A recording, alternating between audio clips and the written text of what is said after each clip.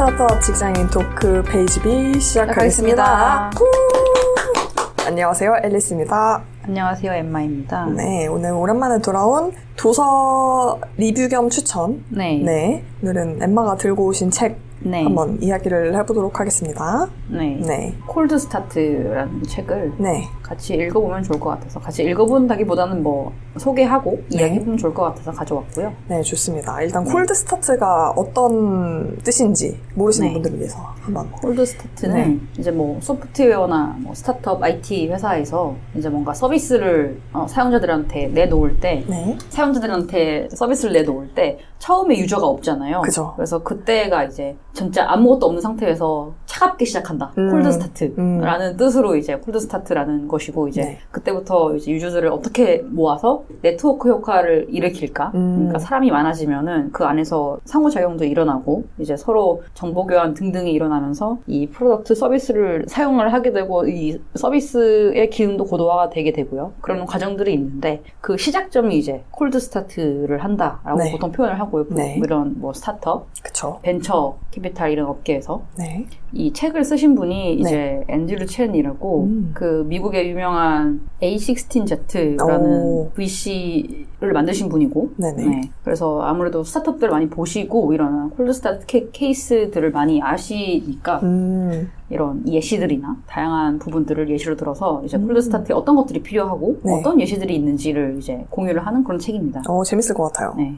저는 개인적으로는 재미있게 읽었고요. 근데 아마 이런 스타트업이나 이런 쪽을 잘 모르시는 분들은 좀 이해가 어려우실 수 있을 것 같아요. 용어들이나 좀 나오는 것들. 아무래도 테크 회사들이 주로 이제 얘기니까. 그리고 또 이게 아마 당연히 영어에서 번역된 책이다 보니까 또 이런 용어들이 약간 이게 좀 어색한데 와닿지 않을 것 같은데 라는 부분도 몇 군데 저도 읽으면서 느껴져서 좀 익숙하지 않을 수 있긴 하지만 어느 정도 뭐 이런 IT 서비스 앱이나 뭐 이런 것들 좀 즐겨 쓰시는 분들은 어느 정도 이해는 가능하시리라 생각이 됩니다. 그럼 오늘 만약에 이제 방송을 하다가 좀 약간 낯설 것 같은 단어가 나오면은 제가 질문을 할게요. 그렇게 가시죠. 저도 모르는 단어가 있을 수 있습니다. 뭐 없지 않을까요? 여기 뭐 그죠. 대략 요약을 했을 때는 크진 않아서 사실 세세한 부분은 책 읽으시면서 찾아보시면 될 것 같고요. 좋습니다. 얼마든지 질문은 좋습니다.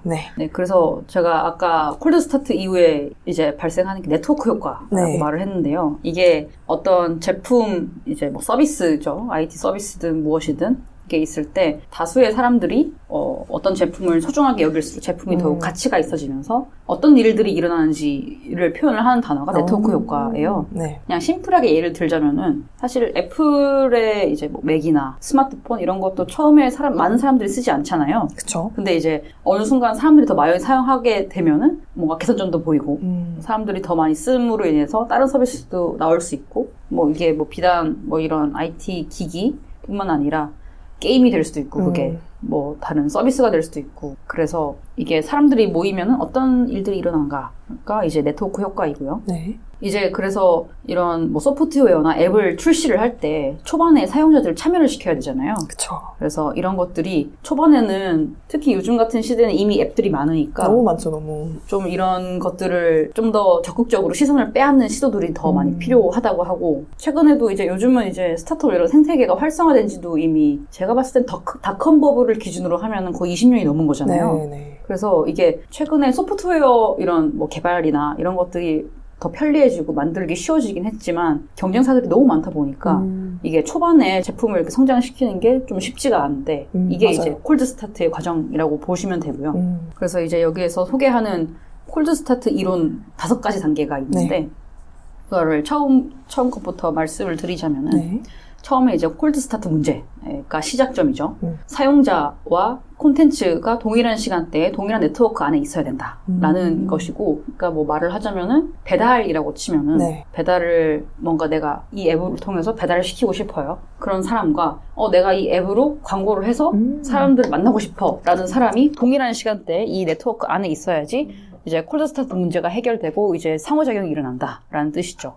그런 것으로 보시면 되고 이제 두 번째 단계가 티핑 포인트예요. 그런 네트워크가 이런 수요자 아까 말씀드린 배달앱에 이런 수요자가 많이 붙고 이제 공급자도 많이 붙고 해서 이게 네트워크가 폭발적으로 가속화되는 게 이제 티핑 포인트라고 하고요. 네. 그 다음에 이제 이탈 속도라는 게 세 번째로 나타나는데 이제 한창 이제 막 이 네트워크가 성장을 할 때 이걸 성장을 하면서도 근데 이것보다 다른 게 나은 것 같아라고 이탈을 하는 사람들이 생기기 시작할 거예요, 아마. 네네네. 그래서 이제 막 엄청 막 네트워크가 성장을 하긴 하면서 좀 이탈자도 조금씩 발생을 한 다음에 그 다음에 네 번째로 이제 천장이라는 그 단계가 있는데 네네. 그게 이제 이런 네트워크가 최고점을 찍고 성장이 약간 이제 둔화되는 그런 시점을 천장이라고 말하고요. 그 다음 단계, 다섯 번째, 마지막 단계가 이제 해자라는 단계인데 보통 경제적 해자라는 표현으로 많이 쓰잖아요. 네. 이제 다른 경영사들이 들어갈 수 없게 만드는 그런 약간 나의 강점, 엄청난 강점이라고 할 수 있죠. 그래서 이게 성장 단계를 거쳐서 이제 충분히 많은 사용자가 모였으면은 내가 이 사람들한테 계속 새로운 서비스를 제공을 해서 계속 이 안에 있게 만들 수 있는 그런 상태라고 보시면 되고 네. 이렇게 처음 이제 서비스를 새로운 사람들에게 제공을 할 때부터 해서 끝까지 단계가 이렇게 있고요. 네. 그래서 이 책에서는 이 단계별로 예시를 많이 들어줘요. 예시 좋아요, 예시. 네. 기존에 어떤 것들이 있었고 이런 것들이 어떤 문제들을 해결을 해왔고 하는 것들이 있는데 예시를 그래서 하나씩 그냥 소개?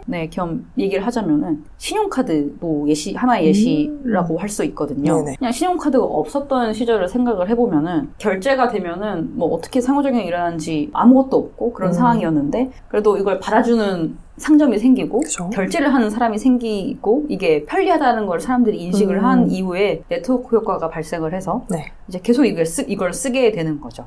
그래서 상점이랑 금융기관 그리고 사용자인 내가 이제 다면적인 네트워크로 통합을 하기 시작하는 하는 거고 신용카드를 사용하는 것조차 이제 네트워크 효과의 하나의 예시다라고 할 수 있고요. 위키피디아 같은 경우에는 또 하나의 예시인데 한국엔 나무 위키가 있나요? 네. 그렇죠. 이거는 이런 예시예요. 수요자와 공급자. 사실 수요자가 되게 많잖아요. 검색을 해서 들어가는 사람들 중에 이제 위키피디아를 유입이 되는 사람도 많고 하는데 그죠. 이 케이스는 이걸 얘기를 하더라고요. 공급자가 되게 소수인데 이 사람들이 아무런 인센티브가 없는데도 스스로 자발적으로 이거를 콘텐츠를 만드는 그런 특이한 케이스? 너무 신기하더라고요. 네. 근데 뭐 이런 케이스가 여러 대 있는 것 같아요. 뭐 가수 팬덤도 사실 자발적으로 막 콘텐츠를 만들잖아요. 그죠, 뭐 그죠. 그런 것들도 있을 수 있고 뭐 게임도 마찬가지로 게임 파생된 뭐 이런 콘텐츠들도 되게 많잖아요. 트위치에서. 네네. 그런 것들도 예시가 될 수도 있고 그래서 되게 자발적으로 소수의 공급자가 많은 정보를 만드는 그런 케이스, 이 네트워크 안에서. 그래서 이런 케이스에서는 이런 공급자들에게 약간 책임감 등등 뭔가 동기부여해주는 게 되게 중요하다라는 이야기를 하는 케이스도 있고요. 네. 이런 네트워크 효과 중에 또 다른 예시는 줌 화상회의 앱이 있는데 이게 무료잖아요. 초반 40분이. 그쵸. 무료인데 이제 좀 프리미엄을 초반부터도 가격을 책정을 해서 프리미엄 모델을 초반부터 가져갔다고 해요. 근데 이제 프리미엄으로 갔을 때 더 차별화해서 줄 수 있는 가치를 좀 명확하게 만들어서 그거를 잘 쌓아왔던 케이스 그리고 코로나 때 워낙에 이제 되게 대중화되었던 케이스 티핑 포인트. 네, 그렇죠.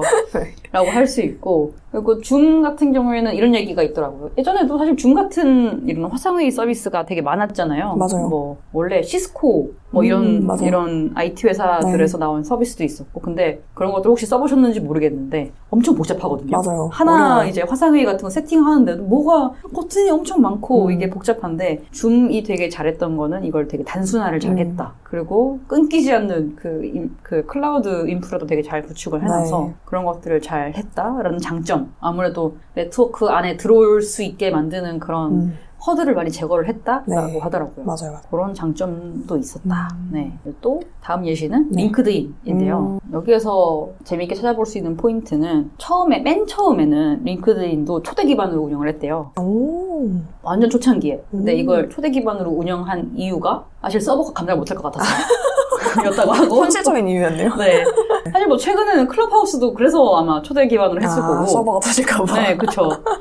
그리고 이제 초대 기반으로 하게 되면은 사실 초기 유저들이 서로 상호작용을 하면서 더 많은 사람들을 더 끌어들이게 되고 더 많이 체류를 하게 되고 약간 그런 효과들, 초기 사용자의 뭐 좋은 그런 인터랙션이 필요해서 아마 이렇게 할 수도 있을 것 같고요. 일종의 커뮤니티 빌딩을 또 해야 되니까. 네. 그래서 이후에는 당연히 초대 기반이 아니라 다 오픈을 하고 이제 그 다음부터는 이제 어느 정도 티핑 포인트를 지나서 네. 더 성장을 하게 된 거죠. 네. 많은 사람들이 들어오고 또 새로운 뭐 이걸 써야 하는 이유도 만들어주게 되고 하는 단계가 된 것 같아요. 링크드인도. 네네. 그리고 그 다음 예시는 인스타그램인데요. 네. 뭐 워낙에 뭐 다들 많이 사용하시니까 그렇죠. 이건 잘 아실 것 같은데 초반에는 인스타그램이 그 사진이랑 필터 중심의 도구 앱 같은 걸로 시작을 했어요. 사진 찍기 좋아하시는 분들이 쓸 수 있는 그런 앱 같은 걸로 시작을 했는데 사진이랑 필터 이런 네. 게 워낙에 훌륭하니까 사람들이 더 많이 쓰게 되고 더 많이 쓰니까 그 안에서 또 새롭게 이게 이제 소셜미디어스럽게 바뀌게 되는 거죠. 네. 그래서 네트워크 수요자 공급자가 계속 막 늘어나면서 사용 예시가 더 확장된 거죠, 사실상. 네. 도구에서 이제 뭔가 소셜 서비스로. 그렇죠. 소셜미디어로. 네. 그랬던 케이스도 소개를 책에서 하고 있고요. 그 다음에는 뭔가 쿠폰이랑 블록체인 예시를 드는데요. 쿠폰. 이게 뭐냐면은 인센티브를 주는 거예요. 사용자들한테 이렇게 나눠줄 테니까 계속 이걸 써줘 라는 예시로 이제 쿠폰과 블록체인을 드는데 뭘 쓸 때 쿠폰이 있으면은 맞아 내가 받은 쿠폰이 있었지 이걸 써서 이걸 사야겠다라는 생각을 보통 들게 되잖아요. 네네. 그런 거랑 비슷하게 블록체인도 약간 채굴자들한테 인센티브를 주는 개념이거든요. 그래서 채굴자들한테 이거 채굴하면은 비트코인으로 보상을 줄 거예요. 그래서 계속 이거를 유도를 하는 그런 구조. 그래서 약간 보상 기반으로 웹3에서는 돌아가는 구조인데 이게 약간 쿠폰이랑 비슷하다 라는 게 있고 근데 이제 당연히 계속 부족은 뿌릴 수 없잖아요. 그쵸. 무한정 뿌릴 수는 없는 네. 거라서 어느 정도 정체가 되면은 또 다른 전략을 써야 하기도 하고 해서 그런 예시로 하나 들었던 것 같고요. 네. 그리고 이런 예시들 이제 다 소개를 하고 나서 책에서 이제 네트워크 효과의 3가지 힘을 소개를 하고 있어요. 네. 크게 3가지 힘이라고 하면은 첫 번째로는 획득 효과. 처음에 이제 이 네트워크에서 신규 고객을 획득을 하는 능력이고 두 번째로는 참여 효과. 네트워크에 참여하는 사람들이 많아질수록 밀도가 높아질수록 사람들이 이 네트워크 안에 머무러지는 시간이 길어지고 또 이 안에서 새로운 용도를 찾아내는 것. 그리고 세 번째로 경제 효과. 이제 이 네트워크가 성장하면서 네트워크 상품의 수익화를 가속화하고 비용을 줄이고 비즈니스 모델을 개선하는 능력이라고 할 수 있는데 그냥 한국에서 가장 익숙한 예시로 네이버를 들게요. 네이버를 예시를 든다면은 네네. 첫 번째로 고객 획득이라고 하면은 초반에 사실 검색이나 뉴스나 이런 건 다음에 밀리긴 했는데 사실 지식인을 기점으로 사람들이 많이 찾았던 것 같아요. 엄청난 네이버는. 네트워크죠. 네. 지식인과 카페. 네. 카페였던 것 같아요. 네. 그런 왜냐면 보통 있는 정보가 아니라 사람들이 올려주는 정보를 기반으로 내가 궁금한 걸 찾을 수 있으니까. 블로그도 꽤. 그렇죠. 네. 블로그도. 네. 네. 그래서 초반에 그렇게 이제 사용자를 획득을 하고 이제 그 다음에 이제 참여 효과, 이제 계속 새로운 서비스가 생겨나는 거죠. 이제 그죠. 이렇게 사람을 모았으면은 이제 아까 말씀하신 것처럼 뭐 블로그가 될 수도 있고.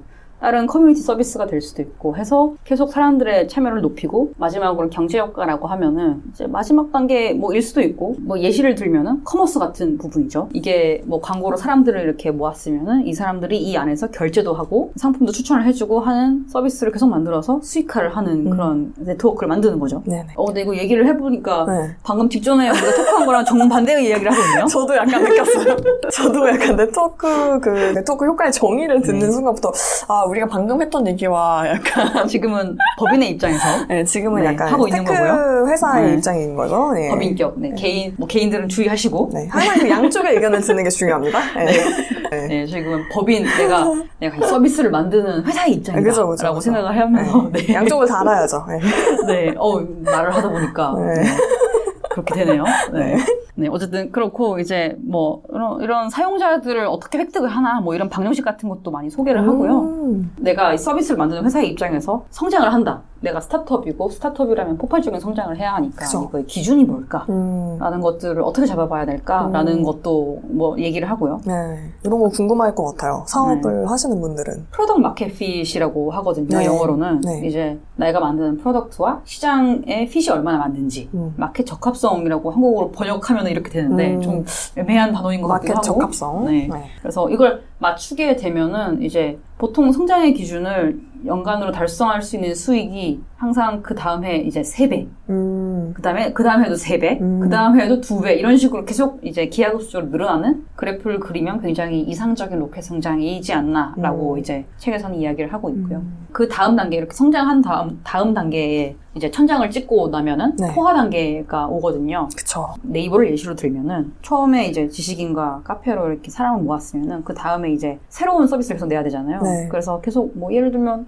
뭐 웹툰이 될 수도 있고 웹툰으로 사람들을 계속 이 플랫폼 안에 가두는 그런 역할을 할 수도 있고요. 그래서 기존 고객들한테 더 많은 서비스를 제공을 하고 더 다양한 매출 기회를 제공을 하려고 아마 초점을 맞출 거예요.